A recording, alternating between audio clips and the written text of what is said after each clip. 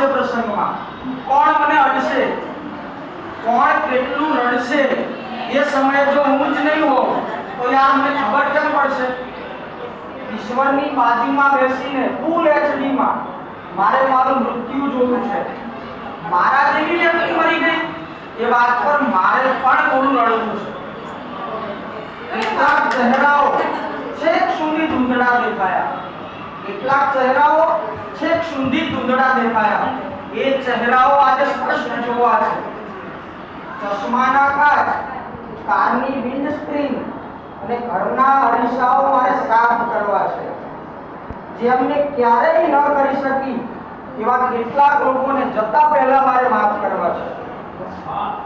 મને અને મારા અહંકારને, આ બે લાઈન બહુ સૌથી અગત્યની છે, એનો હાથ છે.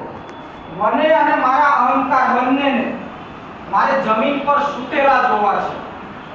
મારે ગણવા છે કે કેટલા કટકાઓ થાય છે મારા વટના. મારે પણ જોવી છે મારી જિંદગીની સૌથી મોભાદાર ઘટના. આમ કારણ વગર કોઈ હાર પહેરાવે એ ગમશે તો નહીં, પણ એ સમયે એક સેલ્ફી પાડી લેવી છે. ગમતા લોકોની હાજરીમાં કાયમને માટે સુતાવેલા એકવાર મારે મારી જાતને જગાડી લેવી છે. એકવાર મારે મૃત્યુનું રિહર્સલ કરવું છે.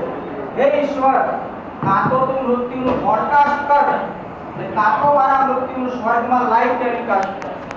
વાહ વાહ વાહ.